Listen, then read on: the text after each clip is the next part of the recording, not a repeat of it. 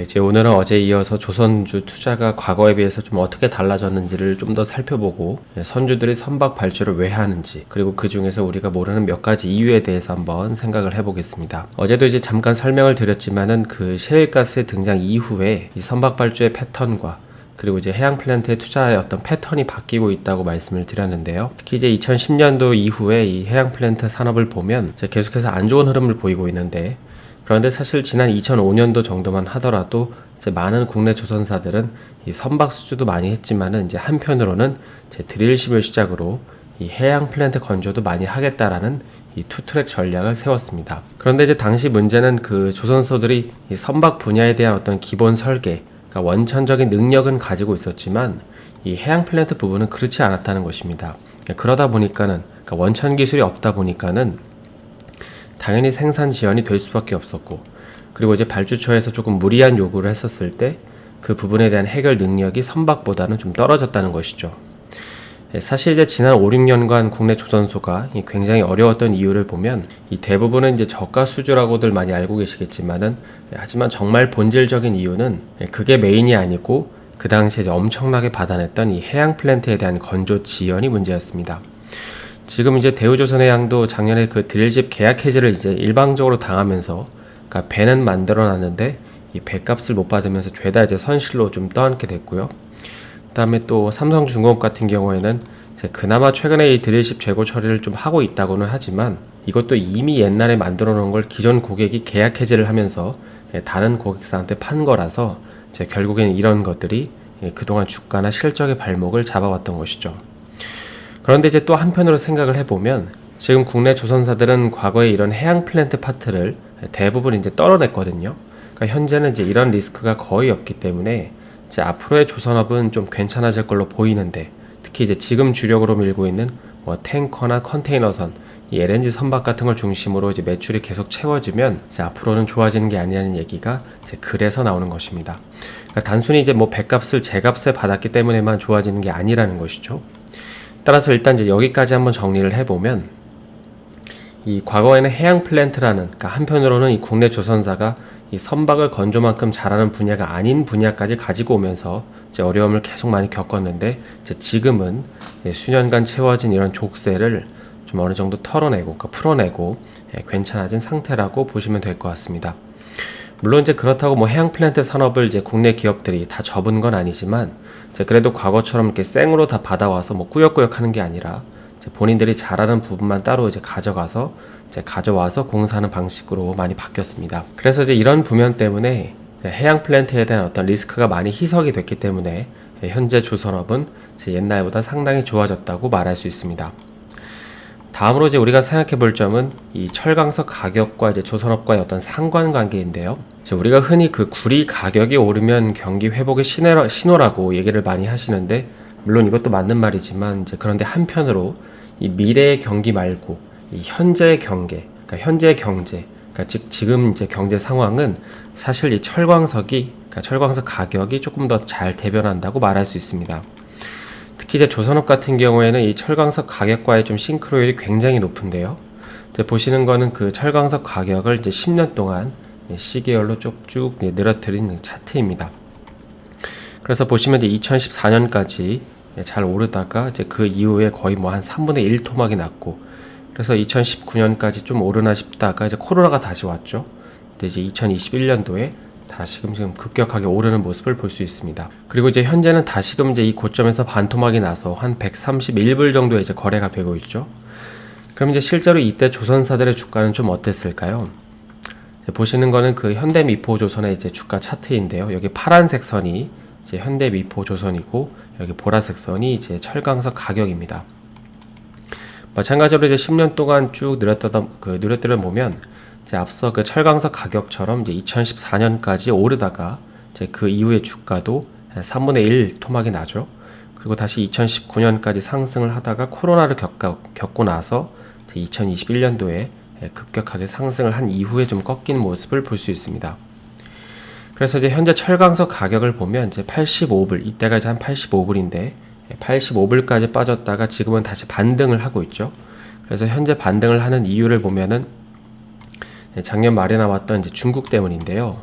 작년 말부터 중국은 이제 다시금 철광석 수요를 늘리기 위해서 뭐 이러저러한 부양책도 쓰면서 뭐 규제 완화도 하는 이런 액션도 보이면서 최근에 이제 철광석 가격은 반등을 하고 있는데, 하지만 아직도 시장에서는 좀 여전히 물음표가 있는 상황인 것 같습니다. 물론 이제 철광석 가격이 뭐 절대적인 영향을 미치는 건 아니지만, 이제 앞서 이런 10년치 흐름을 봤을 때 조만간 다시금 철광석의 수요가 늘어나는 게 보이면, 그래서 이제 가격이 올라가면 아마 이제 높은 확률로 국내 조선사들의 선박 수주에도 조금 더 좋은 영향을 미치지 않을까 싶긴 합니다. 그럼 이제 이런 걸 본 상태에서 사실 여기서 질문이 하나 생겨야 되는데요. 우리가 이제 중고차를 하나 살 때도 몇 주 혹은 이제 몇 달씩을 고민을 하는데, 이제 하물며 몇백억, 몇천억 같은 배를 하나 발주하는데 이런 건 이미 몇 달 전에 다 계획에 의해서 발주가 돼야 되는 거 아니냐는 질문입니다. 그러니까 계획은 이미 다 진작 세워놨는데 갑자기 이런 식으로 달라지는 전 세계 매크로에 따라서 선박 수주하는 그 물량이 동행을 하는 게 말이 되냐는 것이죠. 특히 이제 한 번 배를 구입하면 이제 수십 년을 사용할 거고, 뭐 매크로는 이제 지금 당장 영향을 끼치는 거기 때문에 장기적으로 봤을 때는 원한대로 계획을 추진해야 되는 게 아니냐는 것입니다. 어떨까요? 이 선박을 가지고 단타를 뭐 하는 것도 아닌데 그때그때 시황을 보면서 배를 구입할지 말지를 판단하는 게 과연 맞는 말일까요? 사실 이 질문은 그 조선업과 해운업을 분석하는 데 아주 중요한 요점입니다. 그리고 이 질문에 대한 답은 이 선주들이 왜 발주를 하는지를 알면 바로 이해가 됩니다. 앞서 언급한 이 자동차 같은 경우에는 보통 영업용이 아니고서는 본인들이 이제 자가 운전을 하기 위해서 차를 구매하는 경우가 대부분이죠. 뭐 출퇴근을 하거나 아니면 가족을 위한 패밀리카 정도, 한 대 정도 있으면 좋겠다라고 판단을 해서 본인의 예산한도 범위에서 자동차를 구매합니다. 그러면 선박은 어떨까요? 선박도 선주들이 본인들이 타기 위해서 구입을 하는 걸까요? 아니죠. 선박들은 본인들이 타려고 사는 게 아니라 바로 투자를 하려고 사기 위해서 배를 사는 것입니다. 그러니까 이제 그때그때 매크로를 보면서 앞으로 상황이 안 좋아질 것 같으면, 그러니까 이제 배값이 오를 것 같지 않으면 기존에 아무리 오랜 기간 배를 구입하기 위해서 계획을 세웠다고 하더라도 발주를 하지 않는 것이죠. 왜냐하면 선박을 그 하나의 투자 재화로 보는 것이기 때문인데요. 그러니까 쉽게 말해서 선박도 하나의 집처럼 부동산이라고 생각을 하는 것입니다. 그럼 이제 선주들은 이 선박을 가지고 어떻게 돈을 벌까요? 크게 네 가지 방식이 있는데, 먼저 첫 번째는 이제 우리가 잘 아는 것처럼 이 운임 수입을 얻기 위해서, 예컨대 이제 중국에서 물건을 실어 가지고 와서 이제 미국에다가 내려주는 그런 조건으로 하루에 얼마씩 운임을 받는 것입니다. 그러니까 배를 운항하는 데 드는 고정비를 제한 나머지 이익이 내가 이제 수중에 쥐는 돈이 되는 것이죠. 예컨대 또 탱커선 같은 경우에는 지난 영상에서 살펴봤듯이 최소 하루에 3만 달러, 그러니까 3,500만 원 정도는 벌어야 됩니다. 그리고 이제 두 번째는 용선이라고 해서 이제 선박을 빌려주는 게 있는데요. 이 용선이라는 건 이제 용달차를 좀 떠올려 보시면 바로 이해가 쉬우신데, 그러니까 쉽게 말해서 이것도 이제 렌터카랑 비슷하다고 생각을 하시면 됩니다. 그래서 이제 보통 이 두 가지 방식은 이제 아시아 선사들이 이런 수익 구조 형태로 많이 가져가는데, 근데 이제 선박을 주로 발주하는 유럽 선사들, 특히 뭐 노르웨이나 이제 그리스 쪽에 있는 선사들은 보통 이제 벌어들이는 한 50%에서 70% 수익 구조를 보면 이제 앞서 언급한 이런 두 가지 방식이 아니라 세 번째, 선박 매매를 통해서 이제 수익을 얻습니다. 좋은 표현은 아니지만 이제 부동산 갭 투자를 하듯이 선박을 사고 파는 매매를 통한 차익 거래를 하는 것이죠. 마치 이제 부동산의 자산 가격 상승을 예상해서 이제 어느 특정 지역의 부동산을 미리 구입하는 것처럼 이제 앞으로의 선박도 가격 상승을 예상해서 미리 구입해 놓는 것입니다. 그리고 가격이 오르면 이제 파는 것이죠. 그러다 보니까 이제 그리스 같은 나라는 이 일반 개인 선주들이 이제 몇십 척씩 배를 가지고 있는 이유가 이제 이런 이유 때문인 건데, 여담으로 이제 유럽의 선주사들에게 영업을 하는 이제 어떤 브로커들이 하는 말을 들어보면, 이제 한 번은 이제 엄청 메이저 선주라고 해서 소개를 받았는데 보유하고 있는 선박이 2척밖에 없었다고 합니다. 그래서 아니 메이저인데 왜 이렇게 배가 없을까 했는데, 이제 나중에 또 보니까 그때는 보유 선박이 이제 100척이 됐고 또 6개월 후에 보니까는 이제 50척이 됐었다고 합니다. 왜 이렇게 보유 선박 수가 이렇게 들쑥날쑥했던 걸까요? 바로 이제 선박 매매를 빈번하게 이제 했기 때문이죠. 그리고 이제 마지막 네 번째는, 이거는 약간 내용이 조금 이해하기 어려우실 수도 있지만은 이거는 북유럽계 선사들이 이제 자주 활용하는 수입 패턴이라고 하는데요. 소위 이제 화물 매매라고 해서 이제 본인들은 선박을 보유하고 있지 않지만 이제 카고 스페이스, 그러니까 여기 이제 선박에 실어하는 이 화물 공간을 차지해서 거래를 하는 것입니다. 그 현재 이제 여행사들이 이렇게 좀 영업을 하고 있죠. 이 하나투어나 이제 모두투어 같은 이제 이런 여행사들을 보면 본인들이 소유하고 있는 전세기는 없지만, 그러니까 비행기는 없지만은 이제 비행기를 보유하고 있는 항공사랑 미리 계약을 해서 전체 좌석의 얼마를 미리 예약을 해 놓습니다. 그래서 이제 우리가 단체 여행을 갈 때 이제 다 같이 붙여서 앉을 수 있는 이유가 이제 이런 이유 때문인 것이죠. 마찬가지로 이제 선주들 역시도 이제 선주임에도 불구하고 선박은 하나도 보유하고 있지 않고 이 선박 안에 있는 이런 이제 화물 공간의 몇 퍼센트를 보유를 하면서 이 공간을 빌려주는 것입니다. 그래서 이제 실제로 이름이 있는 그 선주들 같은 경우에는 이제 보유하고 있는 선박이 아예 없는데, 이제 왜냐하면 이런 이제 화물 공간만 엄청나게 확보를 해놓고 이제 그걸 가지고 장사를 하기 때문입니다. 그래서 이제 여기까지 보통 선주들이 이제 배를 수주하는 이유, 그리고 이제 돈을 버는 방식들을 좀 살펴봤는데, 그런데 이제 한 가지 팁으로 조금 더 어려운 개념이지만은 이제 선주들은 이런 방식으로도 차익 거래를 하긴 합니다. 우리가 흔히 그 컨테이너 선박은 이제 고속버스처럼 승객이 다 안 채워져도 출발을 해야 되는 이제 이런 정기선이고, 그 다음에 탱커선이나 이제 그 벌크 선박은 이제 일이 있을 때만 움직이는 이 부정기 선박이라고 하는데, 그런데 이제 일반적으로 기름을 싣고 오는 배의 경우에는 그 WTI 같은 경우에는 이 유가가 이 현물이 아니고 선물입니다. 그러니까 뭐 물론 두바이유는 이제 현물이긴 한데, 이제 브렌트유나 이제 WTI 유가 같은 경우에는 여기 보시는 것처럼 이제 선물, 그러니까 미래의 가격을 이제 가리키는 건데요.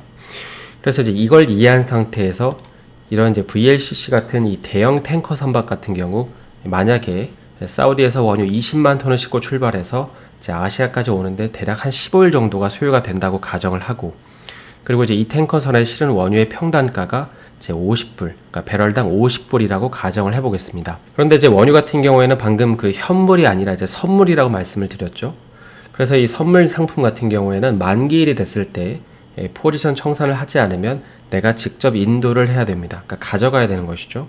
그러니까 그러다 보니까는 때때로 이제 항해를 하는 도중에 이 선물 만기일이 지나면서 이 배 안에 이제 실어져 있는 이 기름의 주인이 바뀌는 경우가 있습니다. 물론 이제 실제로 필요해서 원유를 가지고 온 곳도 있지만은 차익 거래를 위해서 원유를 매매한 사람들도 있기 때문인 건데요. 그리고 이제 만기일이 됐을 때, 그러니까 본인들의 포지션 대비 어느 정도 차익을 거뒀기 때문에 이제 만기일에 청산을 하는 것이죠. 그러면 이제 만약에 이런 식으로 이 항해 도중에 그 선물 만기일이 지나서 기름의 주인이 바뀌면은 이 배는 어떻게 될까요? 원래는 이제 아시아로 가려고 했는데 주인이 바뀌다 보니까는 때때로 아시아가 아니라 이제 다른 지역으로 가는 경우가 종종 빈번하게 발생을 합니다. 그러니까 출발은 이제 사우디아라비아에서 했는데, 그래서 원래는 아시아로 가야 되는 배지만 중간에 이제 선물 만기일 때문에 그래서 주인이 바뀌어서 이제 유럽으로 갈 수도 있는 것이죠.